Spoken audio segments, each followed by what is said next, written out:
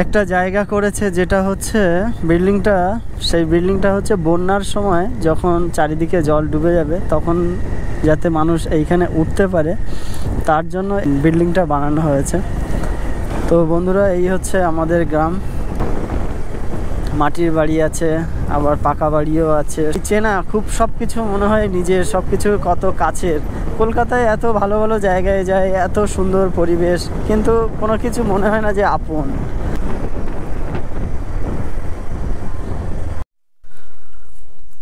High বন্ধুরা, তো এখন আমি আছি সুন্দরবনের একটা অনেক প্রত্যন্ত গ্রামে, যার রাস্তাঘাট অন্যান্য যে পরিবেশ সেগুলো খুবই এখনো পর্যন্ত অনুন্নত হয়ে আছে।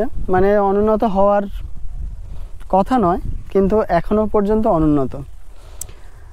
এখন চারিদিকে যেভাবে সব কিছু উন্নত হয়েছে সেই জায়গায় দাঁড়িয়ে এখনও অনুন্নত, এটাই দেখে খুব আফসোস লাগলো। সবথেকে বড় কথা, অন্য কিছু অনুন্নত নয়, এখানকার শুধুমাত্র রাস্তাঘাটটা আমার বাড়ির সামনে রাস্তাঘাট ঠিকই আছে, কিন্তু যেটা মেন আসার যে রাস্তা সেইটা অনেক রকম সমস্যা। সবথেকে যেটা বড় প্রবলেম সেটা হচ্ছে বাড়িটাতে এখন অনেকেই থাকে না। একটা সময় এই বাড়িটা প্রচুর জমজমাট, প্রচুর লোকের ভিড়, প্রচুর আনন্দ, প্রচুর উৎসব, প্রচুর অনুষ্ঠান, অনেক কিছুই ছিল।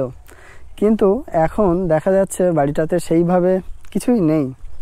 আপনাদের জন্য একটা স্পেশাল বা খুবই একটা ইম্পর্ট্যান্ট জিনিস আমি দেখাতে চলেছি, সেটা দেখলেই বুঝতে পারবে। এই যে বাড়িটা, যে বাড়িটাতে আমার ছোটোবেলা থেকে বড় হয়ে ওঠা, সেই বাড়িটা আজকে আমি দেখাবো। কিন্তু সবথেকে আশ্চর্যজনক একটা ব্যাপার যে বাড়িটা কতদিনের পুরনো। আর এই বাড়িতে আমি একটা টাইমে থাকতাম, তো এখন থাকি না। বাড়িটা হচ্ছে 100 বছর ওভার হয়ে গেছে, অনেক আগে। তো 100 বছর ওভার হয়ে গেছে সেই রকম একটা বাড়ি আমি থাকতাম একটা টাইমে। এখন থাকি না এখানে স্থায়ীভাবে।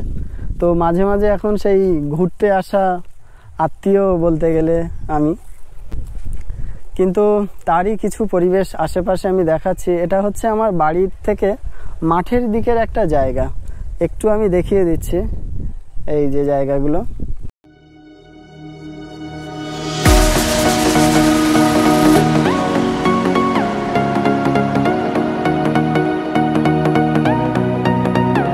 আছে এখানে বিশাল একটা মস্ত পুকুর আছে,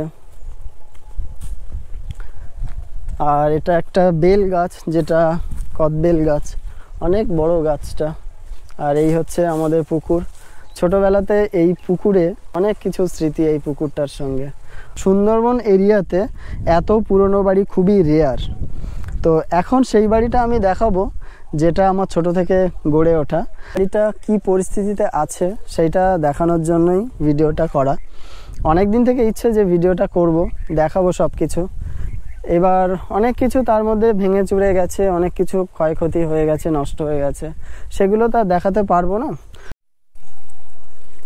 কি হচ্ছে, জল উঠছে না?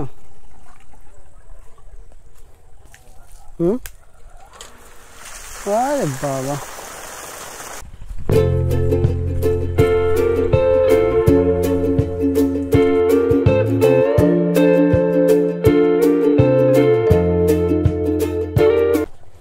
মেন বাড়িটা হচ্ছে এটা। এই যে এই হচ্ছে বাড়িটা পুরোনো।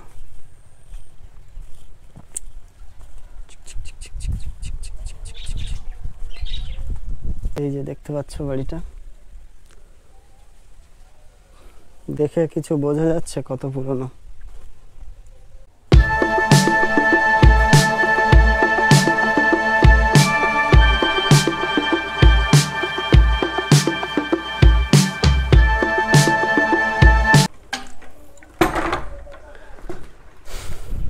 তো এখন ছাদে উঠে এলাম। তো যে বাড়িটা দেখানোর জন্য ভিডিওটা করছি,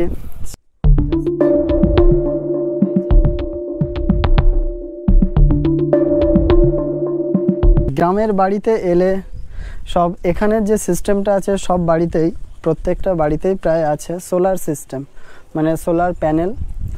আর এটা তো ডিশ, প্রত্যেকটা আলাদা আলাদা অনেকগুলো সোলার প্যানেল আমাদের ছাদে আটকানো আছে, যেটা প্রত্যেকটা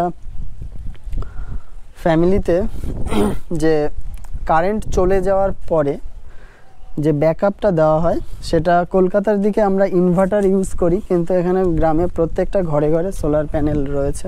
কারণ এগুলো কারেন্ট অ্যাকচুয়ালি ঢোকার আগে থেকেই এই সোলার প্যানেলটা ছিল, তো সেভাবেই আছে।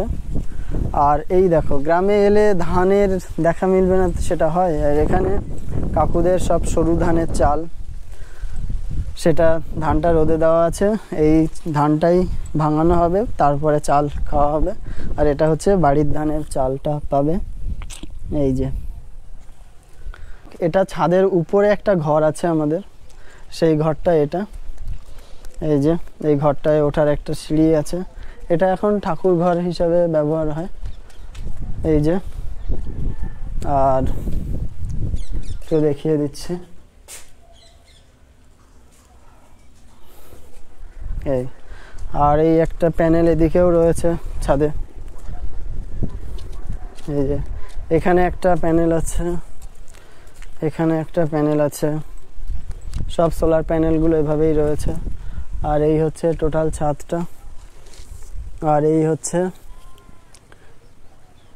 বাড়ির চারিদিকের ভিউটা। ওই সামনে যে সাদা দেখা যাচ্ছে, সামনে ওটা হচ্ছে রাস্তা, আমাদের বাড়ির সামনে দিয়ে একটা বিশাল খাল গেছে দুদিক দিয়ে। আর খালটা দুই দিক দিয়ে মাঝখান দিয়ে একটা রাস্তা আছে, দুই সাইড দিয়ে খালটা গেছে, বিশাল এরিয়ার খাল এটা। আর বাড়ির ভিউটা হচ্ছে এইরকম, মানে রাস্তার বাড়ি থেকে।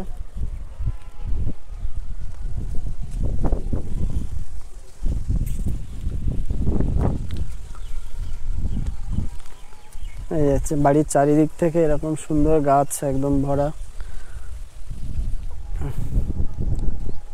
বাড়ির বিল্ডিং এর যে কন্ডিশনটা সেটা আমি দেখাচ্ছি একটু, জাস্ট ভিউটা দেখো, মানে খুবই বাজে অবস্থা, কিন্তু এত আগের একটা বাড়ি আমি দেখাতে পারছি, এটাই আমার ভালো লাগছে। দেখতেই পাচ্ছ সবাই কত সুন্দর লাগছে, সব ভেঙে চুরে গেছে, তবু পুরনো হলেও জিনিসটাতে একসময় আমি থাকতাম। সাইডগুলোতে ভর দিতে খুবই ভয় লাগে। আরও এই সাইড থেকে সাইডটা দেখাচ্ছি একটু।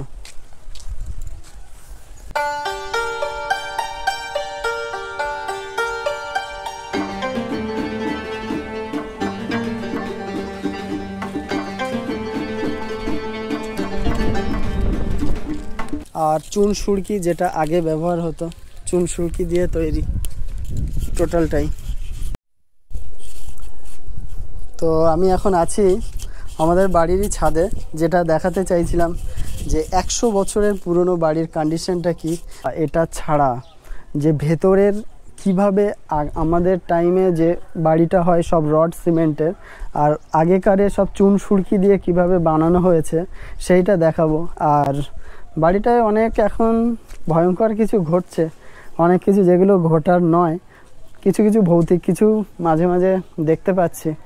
আর সব থেকে বড় কথা, 100 বছর ওভার হয়ে গেছে। আজকের দিনে দাঁড়িয়ে সুন্দরবন এরিয়াতে 100 বছরের উপরের কোনো একটা বাড়ি আপনারা দেখানো থাকলে বা কোথাও যদি দেখে থাকেন, সেটা অবশ্যই কমেন্ট করবেন যে কোথায় দেখেছেন বা কেমন। আর আমি বাড়িটা যেখান থেকে দেখাচ্ছি, সেটা জায়গাটার নাম হচ্ছে আমতলী। আর আমতলী হচ্ছে সুন্দরবন এরিয়ার গোসাবা থানার অন্তর্গত হচ্ছে একটা গ্রাম, যেটা অনেকটাই দূরে কলকাতা থেকে, প্রায় 100 কিলোমিটারের কাছে। তো সেটাই দেখাচ্ছি যে 100 কিলোমিটার দূরে এসে এত বড় একটা পুরনো বাড়ি এবং 100 বছর আগের বাড়ি। আর আমার ঠাকুরদা এই বাড়িটা, মানে আমার ঠাকুরদা বলাটা ভুল হবে, আমার প্রো ঠাকুরদা, তো উনি বাড়িটা যখন বানিয়েছিলেন কোনো প্ল্যানারের বাড়ি নয়, মানে কি বলতে চাইছি, যে নিজে প্ল্যান করেছিল যে কোথায় কি ডিজাইন হবে, কটা ঘর হবে, কিভাবে সিঁড়িটা উঠবে, টোটাল মানে যে প্ল্যান করা হয় অ্যাকচুয়ালি আর্কিটেকচার দিয়ে, সেই কাজটা উনি নিজেই করেছিলেন তখনের সময়, যেটা এখন হয়তো আমার পক্ষেও করাটা অনেকটা কঠিন। এত বড় বাড়ির একটা সুন্দর ছক বা সুন্দর প্ল্যান যে নিজে হাতে করেছিলেন, এত সুন্দরভাবে মেনটেনেন্স তখন করেছিলেন, যেটা আমরা হয়তো আজকের যুগে দাঁড়িয়ে সেইভাবে মেনটেনেন্স করতে পারছি না। তো যাই হোক, সেই বাড়িটার এখন কি কন্ডিশন আমি দেখাচ্ছি একটু, আর তার সিঁড়িরও যে কি অবস্থা, কেমন দেখতে, আর ভেতরের বারান্দাগুলোর কেমন ব্যাপার সবই দেখাবো, তো সঙ্গে থাকো। এই হচ্ছে ছাদ থেকে নামার সিঁড়িটা। তো এরকমই একটা সিঁড়ি আছে, সিঁড়িটা দিয়ে নামতে হচ্ছে। তো চলো, দেখতেই পাচ্ছ আরও একটা সিঁড়ি। এই যে এটা দোতলার ছাদ থেকে এই নামছি, আর এই হচ্ছে দোতলাটা। আর এই যে এটা বারান্দা, আর বারান্দার গ্রিলগুলো এরকমই, সবই ইটের তৈরি। যেটা সব থেকে দেখানোর দরকার যে এটা রডের কোনো ছাদ নয়, এটা হচ্ছে টালির ছাদ। এইগুলো নর্মালি দেখা যায় না, এই যে দেখাচ্ছে, এটা হচ্ছে সম্পূর্ণ টালির ছাদ, মানে চৌকো চৌকো এক ধরনের টালি আছে, আর সেগুলো কাঠের উপর সুন্দর করে সেটিং করে বসানো থাকে, আর টোটাল ছাদটা হচ্ছে কাঠের উপরে বেস করেই দাঁড়িয়ে আছে, দেখতেই পাচ্ছ। এই যে এই যে টোটালটা এরকম।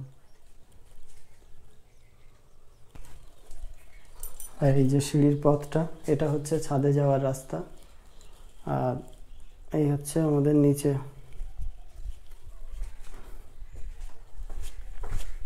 অন্ধকার তাই ফোনের টর্চটা জ্বালিয়েছি একটু। এই যে এখানে হচ্ছে গেটটা ছিল,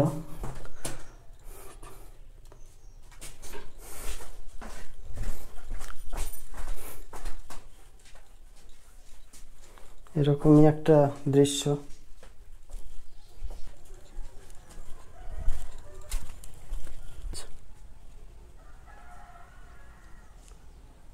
এখান থেকে বেরোনোর রাস্তা, যেটা রোডের দিকে চলে যাচ্ছে। এই যে বেরোনোর দুই দিক দিয়ে বিশাল খাল, যেগুলো মাছ চাষ করা হয়। এই জায়গাগুলো দেখে নদীর মতো মনে হচ্ছে।